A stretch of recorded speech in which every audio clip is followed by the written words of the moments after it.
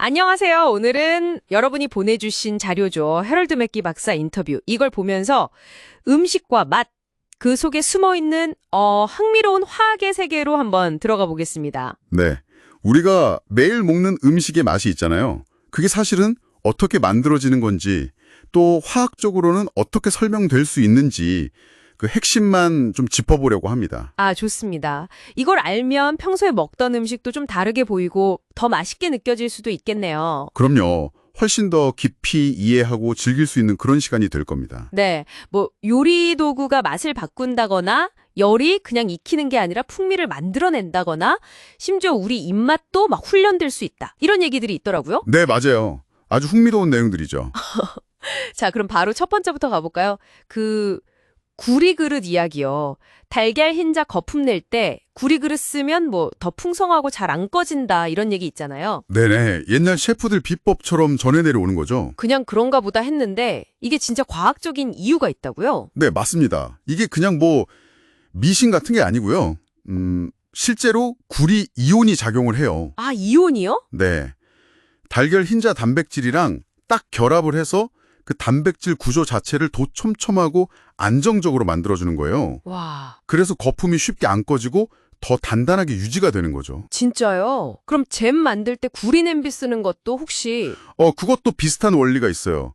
구리가 설탕, 그러니까 자당이 너무 빨리 포도당이랑 과당으로 확 분해되는 걸 좀 막아주거든요. 아하. 그래서 잼 특유의 그 약간 젤리 같은 질감 있잖아요. 그걸 더 잘 살릴 수 있게 도와주는 거죠. 와, 그러니까 구리 그릇이 단순히 열만 잘 전달하는 게 아니라 그 재료랑 직접 화학 반응을 일으켜서 결과를 바꾸는 거네요. 그렇죠. 조리 도구 자체가 화학 반응에 직접 참여하는 셈이죠. 와, 이거 진짜 신기한데요? 그럼 다음으로 넘어가서 열 이야기도 좀 해볼게요. 인터뷰에서 열이 맛을 창조한다 이렇게 표현했던데 이게 확 와닿았거든요. 네, 아주 정확한 표현입니다. 그냥 익히는 거랑은 좀 다른 느낌인데 어떤 의미인가요? 그러니까 음식 속에 있는 대부분의 큰 분자들이 있어요. 뭐 단백질이나 녹말 같은 탄수화물, 지방 같은 거요. 네네. 근데 이런 애들은 분자가 너무 크다 보니까 우리 혀나 코에 있는 수용체가 직접 감지하기가 어려워요. 거의 맛이나 향이 없는 상태인 거죠. 아, 그래서 생고기 같은 건 좀 밋밋하게 느껴지는 건가요? 그렇죠. 그런데 여기에 열을 가하면 이 큰 분자들이 막 깨지고 서로 다시 붙고 하면서 작고 또 휘발성이 강한 새로운 분자들이 수백 가지가 만들어져요. 수백 가지나요? 와, 네, 이게 바로 우리가 맛이랑 향으로 느끼는 것들이에요. 스테이크를 생각해 보시면 쉬워요. 생고기 자체는 별 향이 없잖아요. 그쵸. 피냄새 정도? 네, 근데 이걸 구우면 그 유명한 마이야르 반응 같은 거 있잖아요. 아미노산이랑 당이랑 열받아서 반응하는 거. 아, 네네. 갈색으로 변하면서 나는 그 냄새. 맞아요. 그런 복잡한 화학 반응들을 통해서 원래는 없던 맛과 향 분자들이 막 폭발적으로 생겨나는 거예요. 그러니까 열은 진짜 맛의 창조자라고 할 수 있는 거죠. 아하. 그래서 똑같은 재료라도 어떻게 굽고 얼마나 가열하냐에 따라서 맛과 향이 완전히 달라지는 거군요. 스테이크 겉면의 그 맛있는 향과 색깔이 다 열이 만든 새로운 분자들 덕분이었네요. 네, 바로 그거죠. 자, 그럼 맛을 느끼는 것 자체로 넘어가서 다섯 번째 맛, 우마미, 감칠맛이요. 이것도 얘기가 나왔는데 그냥 맛있다는 느낌이랑은 좀 다르다고요? 네, 우마미는 이제 기본적인 5가지 맛 중 하나로 인정받고 있죠. 단맛, 짠맛, 신맛, 쓴맛 이런 것 같죠. 주로 글루탐산 같은 아미노산 계열 분자들이 혀의 수용체랑 결합해서 느껴지는 맛이에요. 글루탐산이요? MSG의 그... 네, 맞아요. 근데 단순히 맛있다는 느낌이라기보다는 입안을 뭔가 꽉 채우는 듯한 그런 풍만감, 그리고 다른 맛들이랑 잘 어우러지게 해서 전체적인 맛의 조화를 높여주고 맛이 좀 더 오래 지속되게 하는 그런 역할을 해요. 아, 그냥 맛있는 게 아니라 뭔가 만족감, 지속성 이런 거랑 관련이 있군요. 네, 음식의 만족도를 높이는데 아주 중요한 역할을 하죠. 그렇군요. 근데 진짜 놀라웠던 건 우리가 맛을 느끼는 이 감각, 특히 어떤 맛을 더 좋아하고 덜 좋아하는 미각 선호도. 이게 고정된 게 아니라 바뀔 수 있다. 이 점이었어요. 저염식 연구 얘기도 나오고 하던데. 아, 네. 그거 아주 흥미로운 부분이죠. 그럼 뭐 우리가 노력하면 입맛을 바꿀 수도 있다는 건가요? 네. 충분히 가능합니다.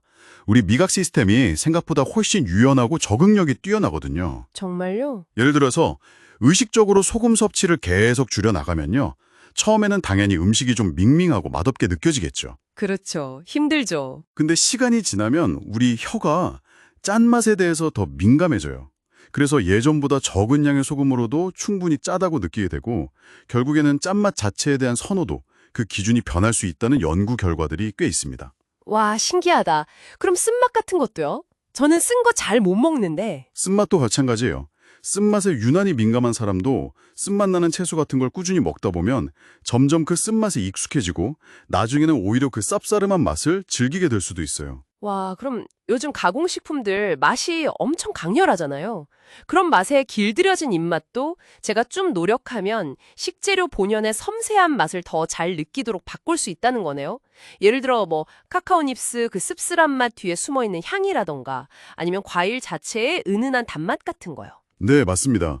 미각은 결국 경험을 통해서 학습하고 계속 변하는 거거든요.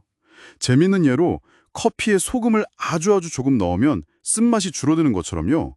맛이라는 게 서로 막 영향을 주고받으면서 우리가 느끼는 방식을 바꾸기도 해요. 아, 맞아요. 그런 얘기 들어봤어요. 네, 이런 원리를 좀 이해하고 의식적으로 좀 다양한 맛을 탐색하고 경험하려고 노력하다 보면 내 미각의 팔레트가 훨씬 더 넓어지고 깊어질 수 있는 거죠. 와, 오늘 진짜 음식과 맛에 대해서 뭔가 새로운 눈을 뜬 기분인데요?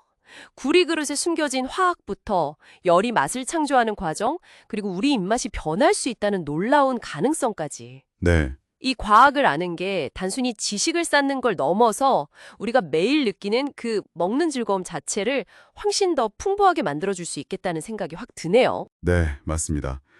오늘 저희가 나눈 이야기들이 여러분의 식사 시간을 조금 더 흥미롭게 또 어떻게 보면 좀 더 의미 있는 탐구의 시간으로 만드는데 작은 계기가 되었으면 좋겠습니다. 네. 마지막으로 청취자분들께 이런 생각을 한번 던져보고 싶네요. 다음에 뭘 드시던 아주 잠깐이라도요, 그 음식의 맛과 향이 입안에서 어떻게 느껴지는지, 또 시간이 지나면서 어떻게 변해가는지 한번 의식적으로 집중해 보시는 건 어떨까요? 오, 좋은 제안인데요. 어쩌면 늘 먹던 음식인데도 전혀 예상치 못했던 새로운 차원의 즐거움을 발견하게 될지도 모르니까요.